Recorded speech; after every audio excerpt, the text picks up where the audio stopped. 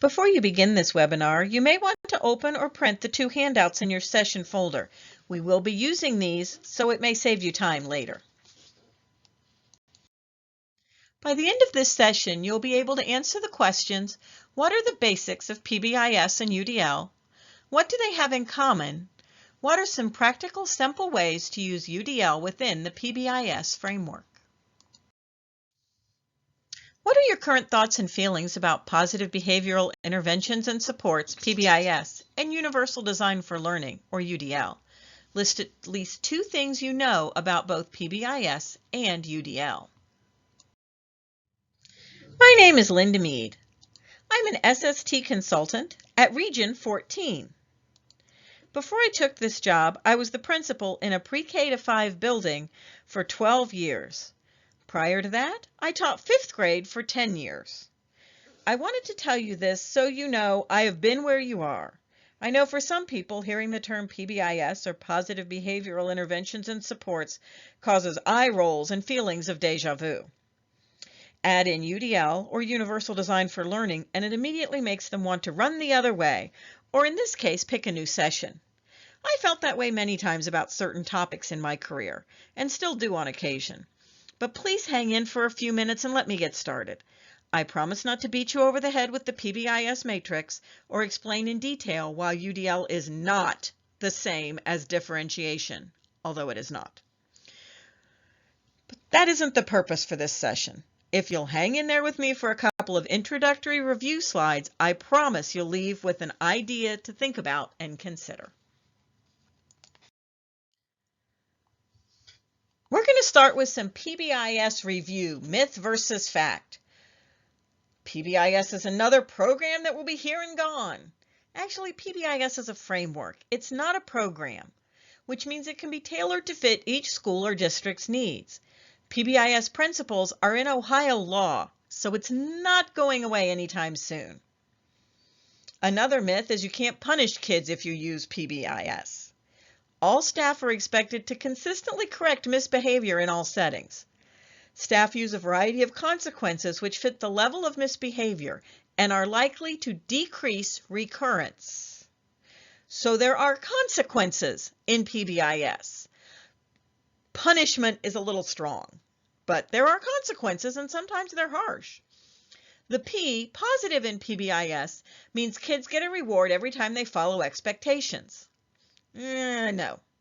Positive actually means creating a school that is safe and welcoming for all students and staff. PBIS schools proactively structure the environment for behavioral success and maximize positive staff-student interactions. Here's a few more. Universal, or Tier 1, means PBIS is implemented exactly the same in all schools. Implementation of PBIS needs to reflect the unique context of the community and address needs and challenges in each environment. The framework is the same, but what you do within that framework is totally up to the school and the district. Here's one of my favorites. If we have posters on the walls and hand out positive tickets or rewards, we are implementing PBIS. Not really. PBIS is a process for creating school environments that are predictable and effective to achieve academic and social goals. It's much more than posters and caught you being good rewards. And rewards and acknowledgement are just another form of bribery. Actually, appropriately administered positive reinforcement isn't a bribe. If a student misbehaves on purpose unless they receive a reward, this is a bribe. And those students should not receive the reward. That would reinforce the wrong behavior. This is something that you receive when you do what is expected. PBIS is aimed at changing student behavior. Actually, PBIS is aimed at changing how adults react to student behavior in order to change student behavior. Teachers can only change themselves. Let's move on to Universal Design for Learning.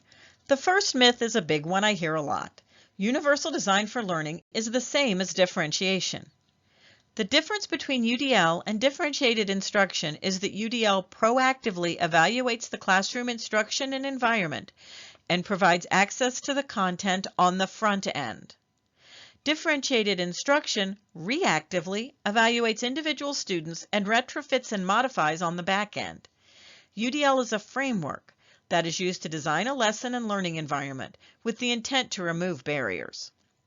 Using the options suggested within the framework, teachers can establish structures and supports to meet students' variable learning needs. When using the UDL framework, the goal is to design, from the beginning, a learning or lesson environment that is accessible by all students. I'm using UDL product or program, so I'm using UDL. UDL isn't a product or something you do. UDL is a framework supported by research with a specific set of principles and guidelines. Good teaching is universal design for learning. There might be good teaching happening already. There probably is. But that doesn't mean UDL is being used.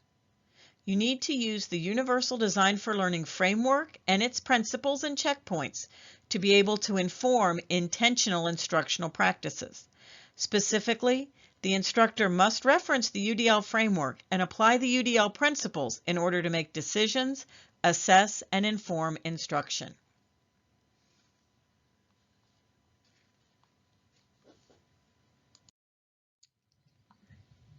Another myth is teachers must have technology to implement Universal Design for Learning. Implementation of UDL can occur without technology. Yes, technology can support learning and be a support, but technology is only one tool. As UDL classrooms focus on flexible learning methods to support learning, teachers can still support students' learning with no-tech or low-tech options.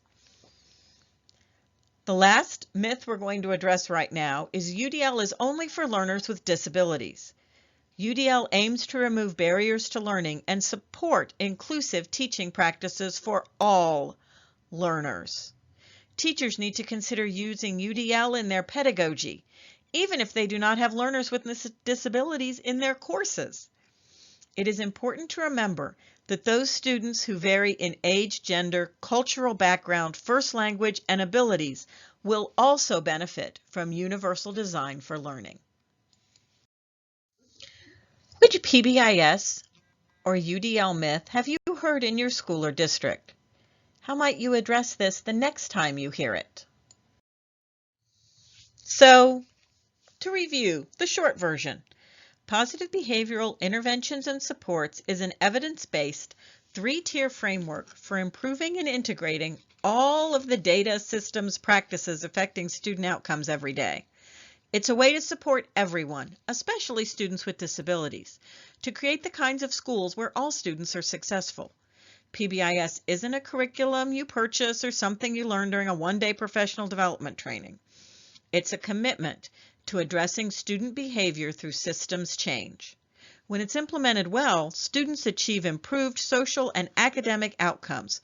Schools experience reduced exclusionary discipline practices, and school personnel feel more effective.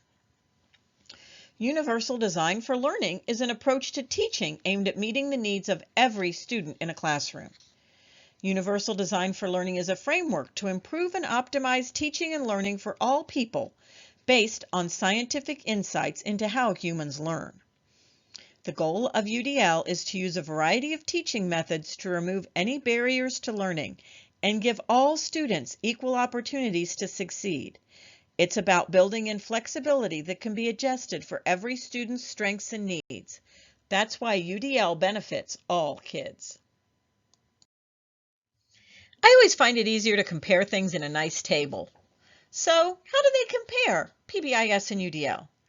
Both are frameworks. Neither is a canned program, but rather a framework with guidelines and principles which schools use to create what works best for them. They deal with adult behavior and planning. Both frameworks are actually more for adults than children. Adults create a structure that creates an environment where everyone can be successful. PBIS does this with behavioral supports, which give everyone access to the success criteria. UDL's foundation is adult planning to allow everyone to access the curriculum. A continuum of supports.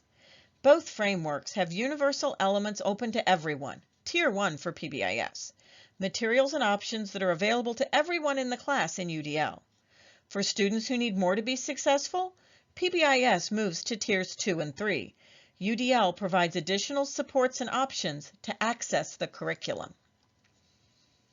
Both are proactive and reactive. While both frameworks are founded on being proactive, providing what students need for success, sometimes, no matter how well we planned, a child needs additional behavioral supports or needs additional supports to access the curriculum. Both have an instructional focus. PBIS teaches expectations, and when students do not meet expectations, they are retaught with a chance to practice. In addition to UDL providing access to the curriculum, the instructional part of school, in order for children to become expert learners, we need to instruct them on how to access all of the learning options available and learn to make good decisions about what works best for them. They both include everyone. Both frameworks offer all students, and all means all. Both focus on progress. PBIS recognizes progress in meeting behavioral expectations. UDL facilitates access to everyone and recognizes progress in the classroom. Motivation. PBIS uses motivation to encourage students as they follow the expectations. Sometimes this is verbal, sometimes tangible. One of the principles of UDL is multiple means of engagement, which is aimed at increasing motivation.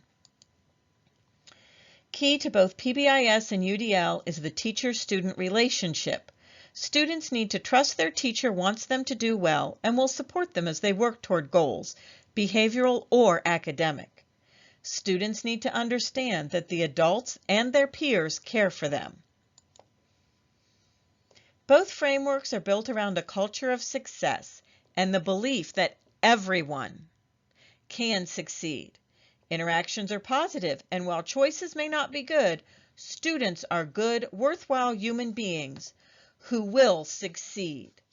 These preceding few slides were taken from a presentation from O'Calley, The Marriage of UDL and PBIS. That is on O'Calley's website if you'd like to check that out. So that was our introduction, a little review of the pieces. But today we're going to explore how to apply the Universal Design for Learning framework to the Positive Behavioral Interventions and Supports framework to help all students succeed and achieve. This is handout number 1 in your session folder. It would be helpful for you to have this open in another tab on your desktop or print a hard copy for reference for the rest of this presentation. As I said, handout 1 is the UDL guidelines. To review, the guidelines are structured under 3 guiding principles: to provide multiple means of engagement, to provide multiple means of representation, and provide multiple means of action and expression. The underlying purpose for all of these areas is to ensure all students have access to the curriculum and are able to develop their level of mastery to become expert learners. Each principle is further broken down by guidelines and checkpoints. Those are in your handout, and I'm going to give you some time now. I'm going to suggest that you pause the video and read through those and acquaint yourselves with what is there. I'm not going to read the entire thing to you. You're welcome. As you looked at the UDL guidelines, handout number 1, which principle do you feel fits the best with PBIS expectations in your school and district? Please explain why this is the best fit. Hopefully, in examining the guidelines chart, you notice that it builds upon itself, under each principle working to create expert learners. The last line on the chart tells us what expert learners are: purposeful and motivated with well-developed self-regulation skills, resourceful and knowledgeable, able to comprehend material and the world around them, strategic and goal-directed with well-developed executive functioning.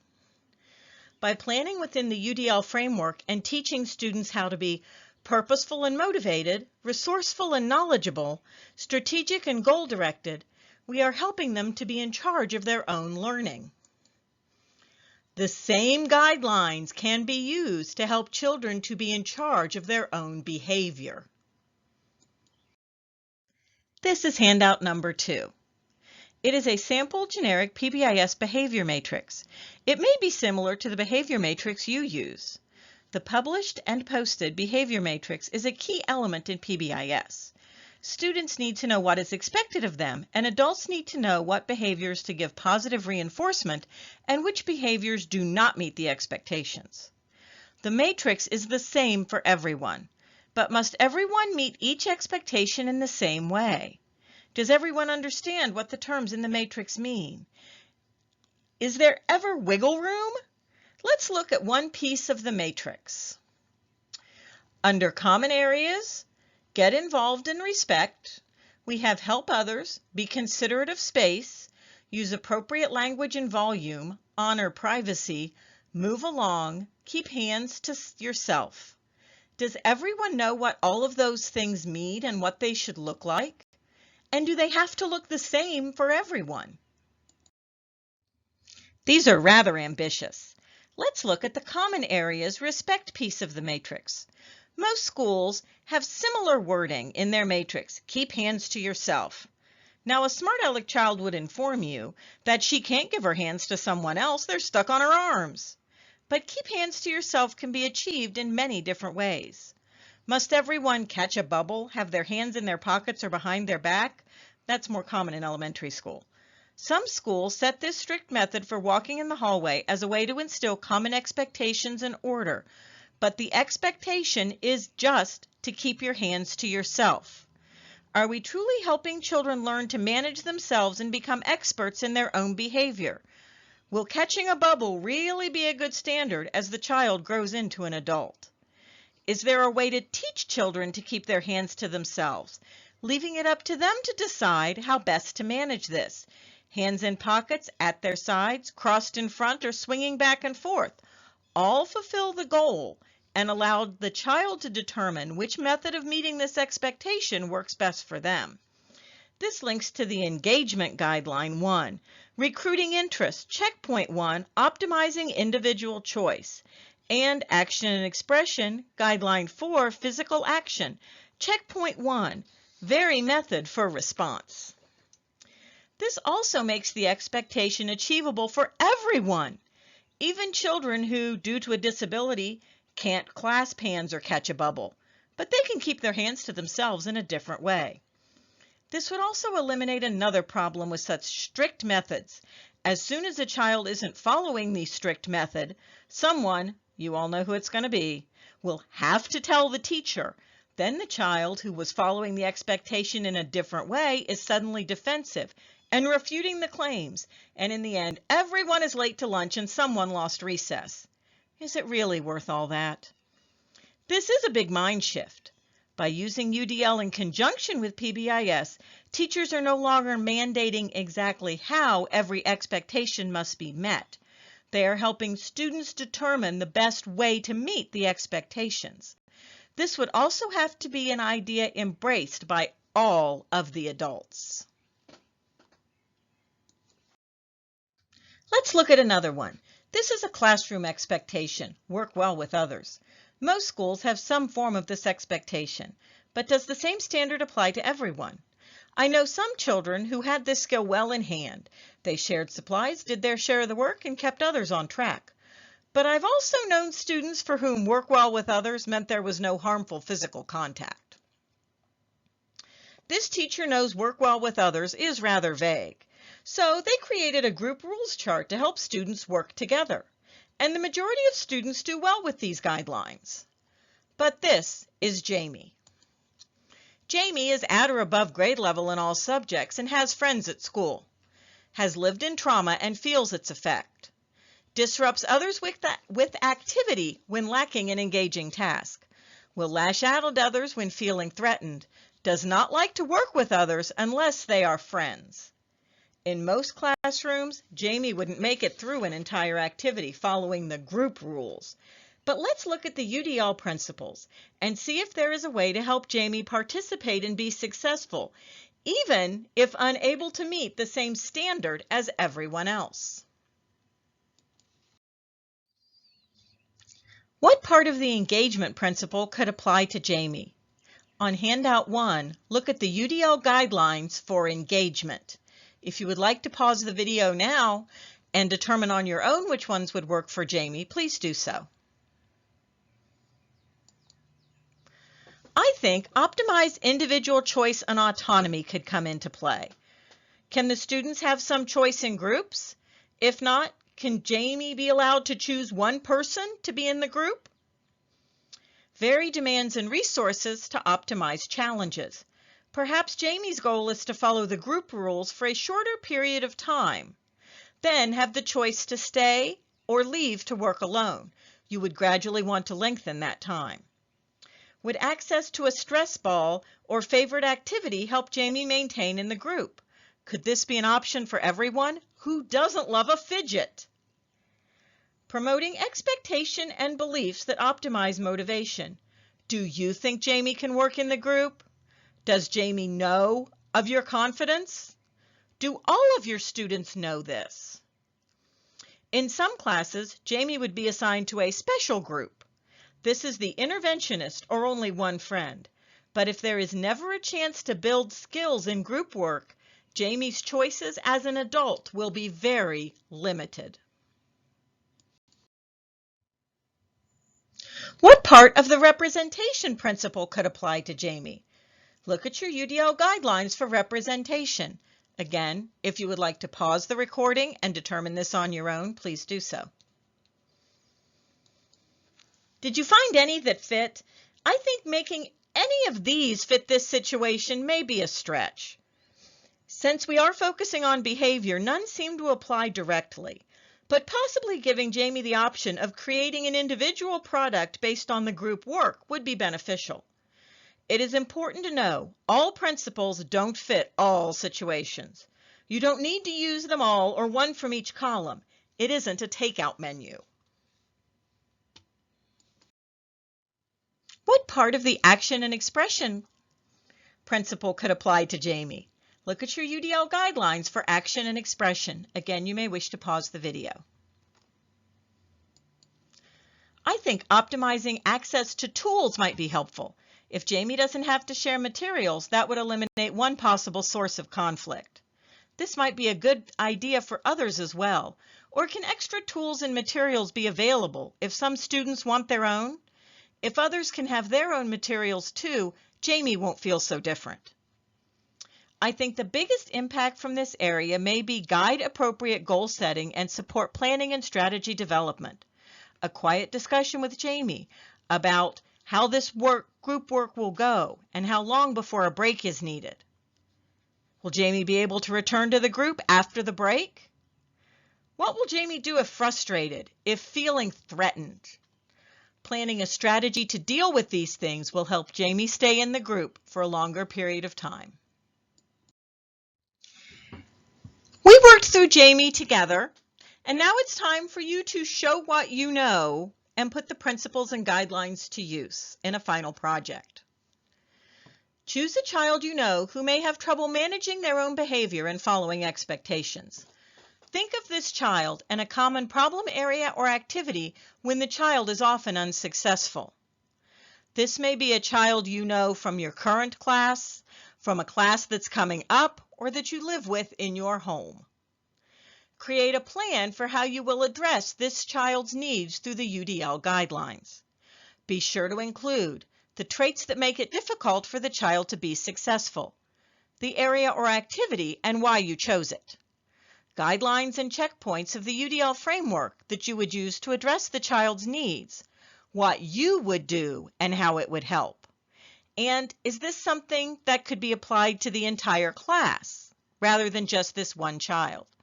Please submit your plan through Schoology by June 29th. Quality work on this is required to receive session credit.